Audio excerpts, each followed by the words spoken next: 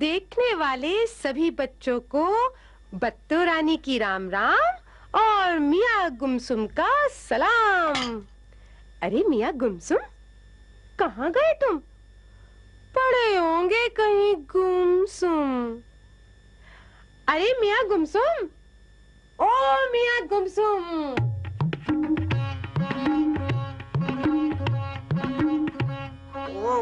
ओह, ये सुन सुन सुन सुन क्या लगा रखी है? अरे नाक साफ क्यों नहीं कर लेती? हाय हाय, मैं क्यों करूं? सुन सुन, मैं तो भली चंगी हूँ। तो ये शोर क्यों मचा रखा था, हैं? लो भला, मैंने शोर मचा रखा था। और नहीं तो क्या? सुन लो, तुम सब भी सुन लो। ये मियाँ गुमसुम या तो पड़े रहेंगे गुमसुम, या छौंक लगाएंगे तो ऐसा कि बस तौबा तौबा। ओफो, बत्तो रानी, बात की खाल निकालना तो कोई तुमसे सीखे। बात की खाल नहीं, बाल की खाल। हैं? बाल की खाल?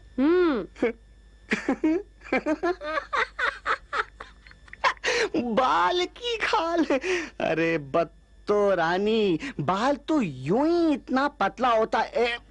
ये देखो, अब इसकी भला क्या खाल निकलेगी? हाय हाय बत्तो रानी, पहले ही बाल कम है मेरे सिर पर, एक और तुड़वा दिया ना। ओहो मियाँ गुमसुम, बात समझे बिना टुनटुना दिए, टुन टुन।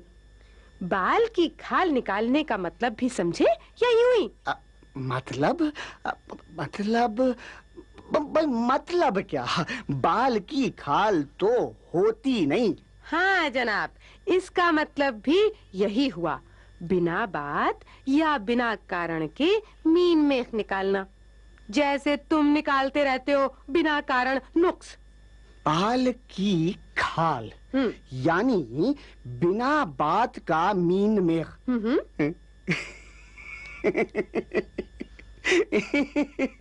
बत्तो रानी, भला ये मीन मेख क्या बला है? मीन मेख यानी गलतियां निकालना, नुक्ता चीनी करना। अब तुम कहोगे कि नुक्ता चीनी क्या भला है? हाँ, सो तो है ही भाई। चाय चीनी, दाल चीनी तो सुना था, पर ये नुक्ता चीनी। यही यही जो तुम कर रहे हो ना, बिना बात की बात। यही है बिना कारण के मीन मेख निकालना, या बिना वजह नुक्ता चीनी करना, या बेवजह बात बेबात में टोक टोक कर गलतियां ढूंढना, यानी बाल की खाल निकालना। समझे कि नहीं? देखा देखा बच्चों, बाल की खाल ये निकाल रही हैं या मैं? ठीक है ठीक है ठीक है ठीक है, मैंने बाल की खाल निकाली तो तुम बात की खाल निकालो। यानी के?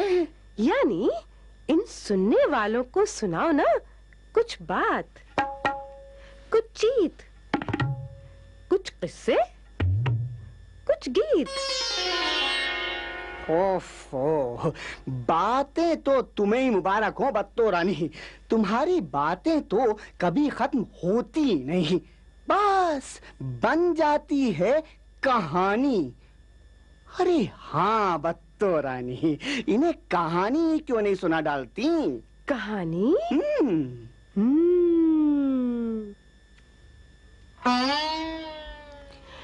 किसकी कहानी? न राजा न रानी, न भिश्ती न पानी, न अंधा न कानी, न नई न पुरानी। अरे मियाँ गुमसुम, ओ मियाँ गुमसुम, लो इन्हें तो सांप सूंघ गया। बाप रे बाप, सांप कहाँ है? सांप कहाँ है? सांप कहाँ है? ओफो मियाँ गुमसुम, सांप सूंघने का ये मतलब नहीं कि सांप आ ही गया। आए, जब सांप आएगा ही नहीं तो मैं उसे सूंघूंगा कैसे? तुम भी मियाँ गुमसुम बस यूं ही से हो, बाल की खाल तो निकालोगे पर बात नहीं समझोगे। क्या कहा? क्या कहा? मैं बात नहीं समझूंगा। वाह जी वाह, खूब कही। तुम यूं ही बके जाओ और तुम्हारे कहने से मुझे सांप सूंघ जाए हैं। लो बच्चों, सुन ली ना गुमसुम मियाँ की जुबान। अब इन्हें सांप सूंघने का मतलब भी समझाओ। बिल्कुल समझाना ही पड़ेगा। हाँ। अरे मियाँ गुमसुम, सांप सूंघने का मतलब है डर के मारे अचानक बोलती बंद हो जाना, या डर के मारे एकदम गुमसुम हो जाना। अरे उस दीपू की तरह जिसे जंगल में अचानक भालू दिखाई पड़ा और उसे देखते ही दीपू को सांप सूंघ गया। एक लड़का था दीपू, बड़ा ही समझदार, धीरज वाला, अक्लमंद। शाम का समय था। दीपू शहर से अपने गांव वापस आ रहा था। दीपू जल्दी जल्दी अपने पांव बढ़ा रहा था।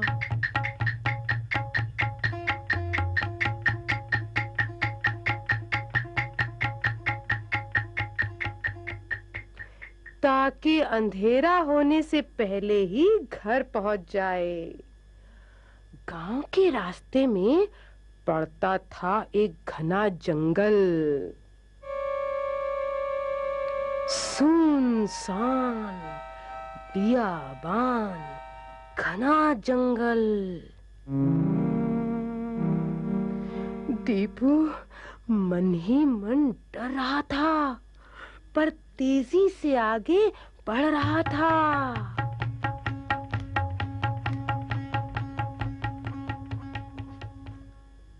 तभी क्या हुआ, जैसे ही दीपू ने अगला कदम बढ़ाया, झाड़ियों के पास कुछ खड़खड़ाया।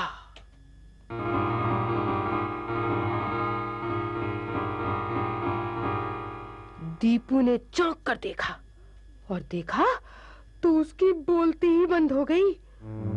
झाड़ी के पीछे था भारी भरकम भालू।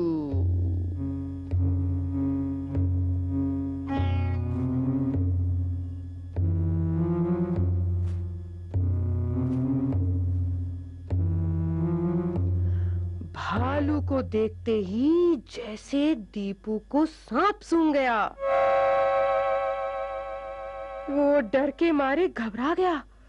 जहां था वहीं का वहीं खड़ा रह गया, गुमसुम।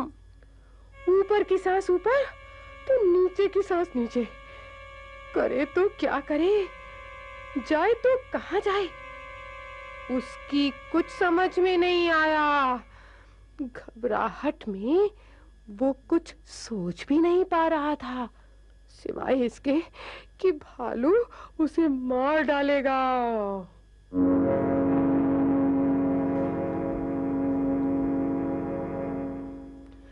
पर दीपू था धीरज वाला, अक्ल वाला।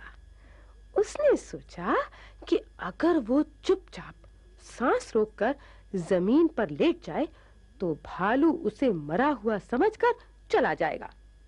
बस ये सोचते ही वो जमीन पर लेट गया। एकदम सांस रोककर भालू दीपू के पास आया।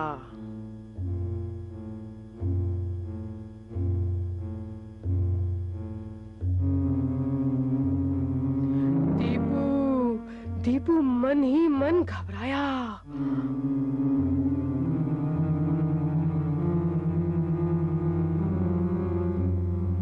पर वो न हिला न डुला, बस सांस रोककर पड़ा रहा।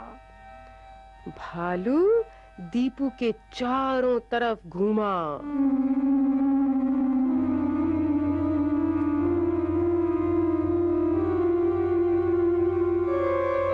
और फिर दीपू को मरा हुआ जानकर दूसरी तरफ चला गया।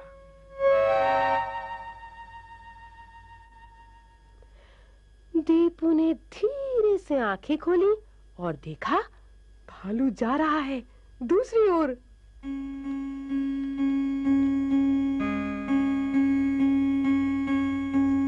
फिर टीपू झटपट उठा और उसने वो दौड़ लगाई कि बस जंगल से बाहर आकर ही उसकी सांस पे सांस आई। और उसने सोचा समझा कि धीरज से और अक्ल से काम लो तो बड़ी मुसीबत भी टल जाती है। क्या समझे मियाँ गुमसुम? अब समझ गए ना सांप सूंघने का मतलब? डर के मारे सुन्न पड़ जाना या घबराहट के मारे अचानक बोलती बंद हो जाना।